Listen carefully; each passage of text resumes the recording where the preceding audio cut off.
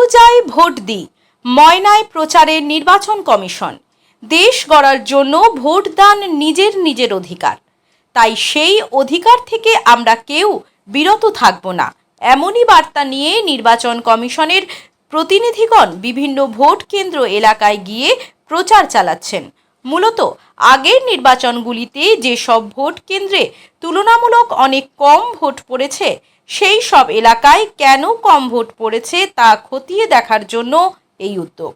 নির্বাচন কমিশনের প্রতিনিধিগণ জানার চেষ্টা করছে ওই সব এলাকায় গিয়ে ভোটাররা ভয়ের জন্য কিংবা বাইরে কাজের সূত্রে থাকার জন্য এই ভোট কম তা জিজ্ঞাসাবাদ করা হচ্ছে ভোটারদের। তাই নির্বাচন কমিশনের উদ্যোগে প্রতিনিধি দল ওই সব ভোট কেন্দ্রে গিয়ে এলাকার মানুষকে বোঝানোর চেষ্টা করছে যাতে তারা ভয় কিংবা অন্য কোনো কারণে ভোটদান থেকে বিরত না থাকে। ভোটদান নিজের অধিকার, তার জন্য যেন ভোট দেয় তারা প্রত্যেকেই। আরো যেটা বড় অধিকার, যেটা লোকসভা ভোট, যেটার মাধ্যমে আমরা এমপি নির্বাচন করি, যারা পরবর্তীকালে প্রধানমন্ত্রী পদেও পর্যন্ত নির্বাচিত হতে পারে, তাদেরকে নির্বাচন করার যে মৌলিক অধিকার যেটা আমরা পেয়েছি, যেটা খুবই মূল্যবান, সেটা আমাদের কিন্তু দিতে হবে।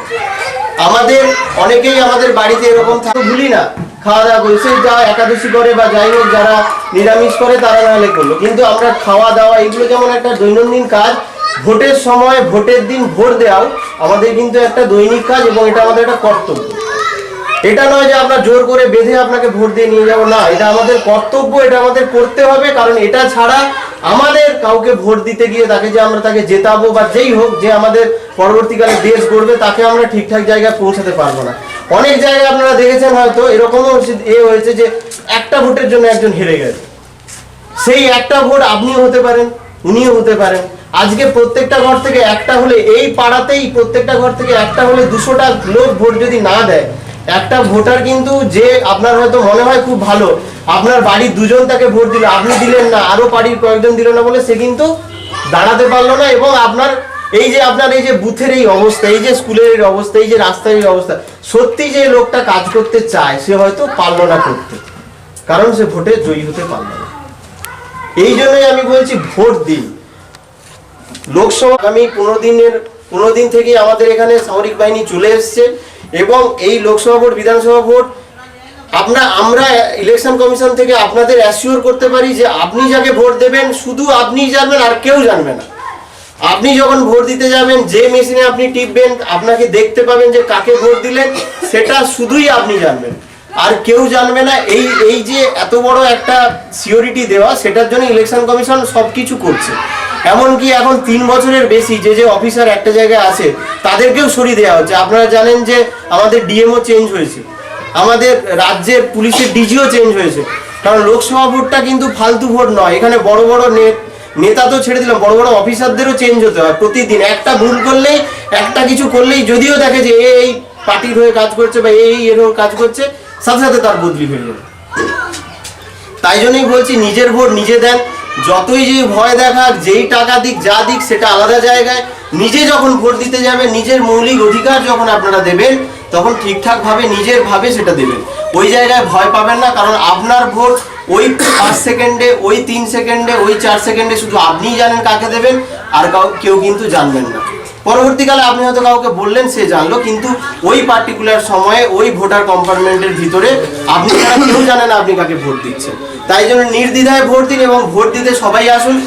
এমনকি এবারের ভোটে 85 বছরের ঊর্ধ্বে এবং যারা ফিজিক্যালি হ্যান্ডিক্যাপ, তাদের জন্য বাড়িতে গিয়ে ভোট দেওয়ার একটা ব্যবস্থা করা হচ্ছে। এটা ম্যান্ডেটরি নয়, সে ভোটের কেন্দ্রে গিয়েও দিতে পারে, কিন্তু তার যদি মনে হয় যে না, আমি ভোট কেন্দ্রে যেতে পারবো না, অত ভিড়ের মধ্যে আমার ভালো লাগছে না, এত রোদের মধ্যে ঝড় বৃষ্টি হবে, আমি বাড়িতে ভোট দিলে ভালো হবে, তার জন্য ইলেকশন কমিশন ব্যবস্থা করেছে। সে বাড়িতে গিয়ে, বাড়িতে পুরো তার সিস্টেম যাবে, ইলেকশন কমিশন পুরো, পুলিশ যাবে, অফিসাররা যাবে, ভোটার কম্পার্টমেন্ট নিয়ে যাবে, সে ভোট দিতে পারবে।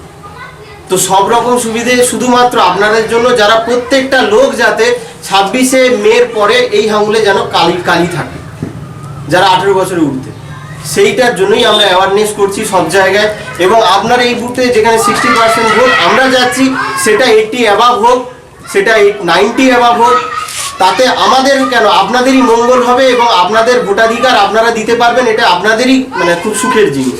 বন্ধাত্ম কোনো অভিশাপ নয়, এটি চিকিৎসার মাধ্যমে নিরাময় সম্ভব। পূর্ব মেদিনীপুরের সর্বপ্রথম টেস্ট টিউব বেবি সেন্টার এখন তমলুকে। যোগাযোগের ঠিকানা উত্তরায়ণ ইনফার্টিলিটি ক্লিনিক প্রাইভেট লিমিটেড, প্রদূপ বসান তমলুক, আদি মোহিনী মোহন কাঞ্জিলালের পাশের গলিতে। যোগাযোগ 9679225556। বিজ্ঞাপনের চমক নয়, আছে আগামী দিনের প্রতিশ্রুতি, মানে কর ফ্যাশন। ছেলেদের যাবতীয় নিত্য নতুন পোশাকের বিপুল সম্ভার নিয়ে নবরূপে সজ্জিত কর ফ্যাশন। বিশেষ করে মনে রাখবেন, আমাদের নতুন সংযোজন ছোট ছেলেদের পোশাকের বিপুল সম্ভার। আমাদের ঠিকানা ময়না রবিবারের বাজার। আমাদের আরেকটি শাখা বলাইপন্ডা বাজার, চৌরাস্তার দক্ষিণে ময়না।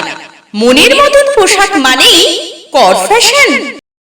নিজের বাড়ি মানেই মাথার উপর নিশ্চিন্ত ছাদ। ছাদকে রক্ষা করুন রোদ বৃষ্টির যাবতীয় প্রকোপ থেকে। আপনার বাড়ি নতুন হোক বা পুরনো, পেন ডক্টর লিগ গার্ড ভ্যাকসিন, যা প্রিমিয়াম ওয়াটারপ্রুফিং সার্ভিসের মাধ্যমে বহু বছর সুরক্ষিত রাখে আপনার ছাদকে। বিশদে জানতে এখনই ফোন করুন। বিজ্ঞাপন দেওয়ার জন্য যোগাযোগ করুন স্টুডিও কল্যাণী, ভোগলাবাড়ি, ময়না, পূর্ব মেদিনীপুর। নতুবা ফোন করুন যাদববেড়া 9800303017। এছাড়া অসিত বেড়া 9932227739।